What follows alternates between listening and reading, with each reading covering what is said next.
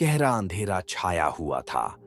हवा में एक अजीब सी गूंज थी, जैसे कोई धीमे धीमे फुसफुसा रहा हो। नरथुआ गांव रात में जितना शांत दिखता था, उतना ही डरावना भी था। यहाँ के लोग सूरज ढलने के बाद अपने घरों से बाहर नहीं निकलते थे। क्यों? क्योंकि उस गांव में थी अध्या। गांव के आखिरी छोर पर खड़ी थी एक खंडहर नुमा हवेली, जिसे सब मृत्यु की हवेली कहते थे। लोग कहते थे कि जिसने भी उस हवेली में कदम रखा वह कभी वापस नहीं आया।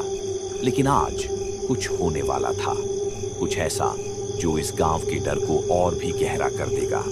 रात के 12 बजे जब पूरा गांव गहरी नींद में था, तभी अचानक हवेली की दिशा से एक दिल दहला देने वाली चीख गूंजी।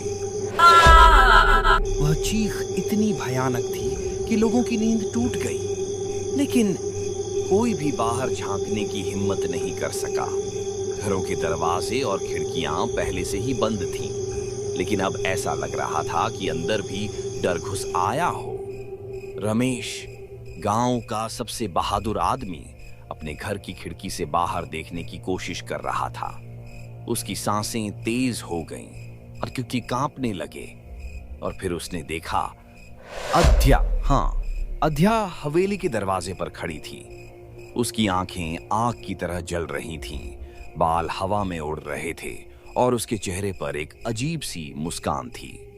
तभी रमेश को महसूस हुआ कोई उसके पीछे खड़ा है। उसका पूरा शरीर सुन्न पड़ गया।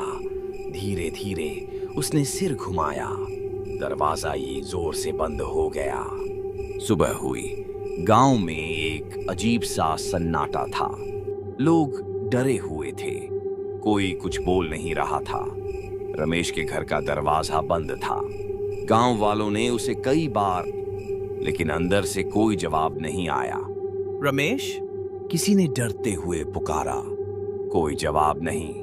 अब तो लोग घबरा गए। आखिर क्या हुआ? कुछ लोगों ने हिम्मत जुटाकर दरवाजा तोड़ दिया। दरवाजा खुलते ही जो उन्होंने देखा वह कभी नहीं भूल सकते थे। रमेश अपने बिस्तर पर मरा पड़ा था। उसकी आंखें चौड़ी खुली हुई थीं, जैसे उसने अपनी मौत को सामने से देखा हो। लेकिन सबसे भयानक चीज थी दीवार पर खून से लिखा हुआ संदेश, जो अध्या को ललकारेगा उसकी मौत तय है। गांव में कोहराम मच गया। कोई चीखने लगा, कोई रोने लगा और कुछ लोग तो वहीं बेहोश हो गए। सबके दिमाग में बस एक ही सवाल था, अब अगला कौन?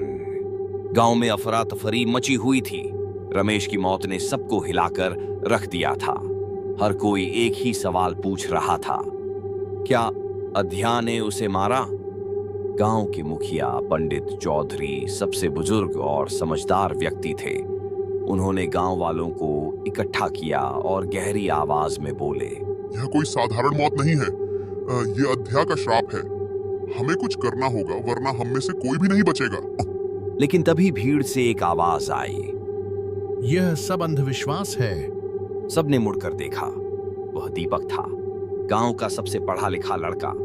वही इन बातों में यकीन नहीं करता था। अध्या के पास कोई शक्ति वक्ति नहीं है, यह महज एक इत्तेफाक है। लेकिन उसकी बात सुनकर गांव वालों की आंखों में डर था। कोई कुछ नहीं बोला, पर हर किसी के चेहरे पर चिंता की लकीरें थीं। रात के 2 बजे दीपक ने तय कर लिया, वह अध्या की हवेली जाएगा। अगर सच में वहां कुछ है तो मैं खुद देखूंगा, उसने खुद से कहा। धीरे धीरे वह गांव की आखिरी सीमा पार करने लगा। हर कदम पर अजीब सी ठंडी हवा महसूस हो रही थी। ऐसा लग रहा था जैसे कोई उसे देख रहा हो। आखिरकार वह अध्या की हवेली के सामने पहुंच गया। दरवाजा अपने आप खुल गया। दीपक का दिल जोर जोर से धड़कने लगा। अंदर घुप अंधेरा था।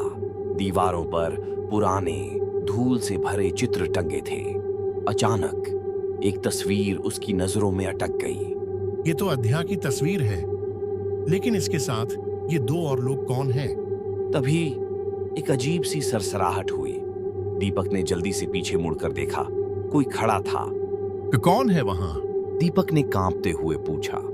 कोई जवाब नहीं। फिर एक धीमी फुसफुसाती हुई आवाज आई। दीपक का पूरा शरीर जड़ हो गया। उसने भागने की कोशिश की, लेकिन पैर जैसे जमीन में धंस गए हों। अचानक एक ठंडी सफेद धुंध जैसी परछाई उसके सामने आ गई। अब तुम मेरे हवाले हो।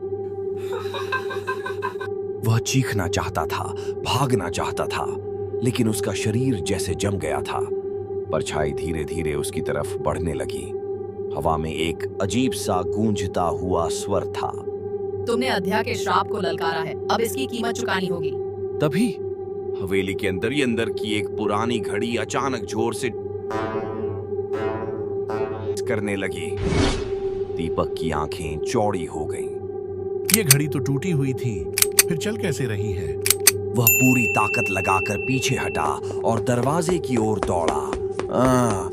लेकिन दरवाजा अपने आप बंद हो गया।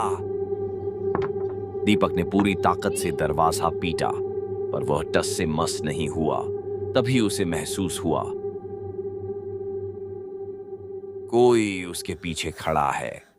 ठंडी सांसों की फुफकार उसके कानों में सुनाई दी। आप बच नहीं सकोगे। दीपक ने कांपते हुए धीरे धीरे पीछे मुड़कर देखा और उसकी आंखों के सामने था अध्या। गांव में सुबह का उजाला फैलने लगा था, लेकिन दीपक अब तक घर नहीं लौटा था। उसकी मां रोते रोते बेहाल थी। गांव वाले एक दूसरे को चिंतित नजरों से देख रहे थे।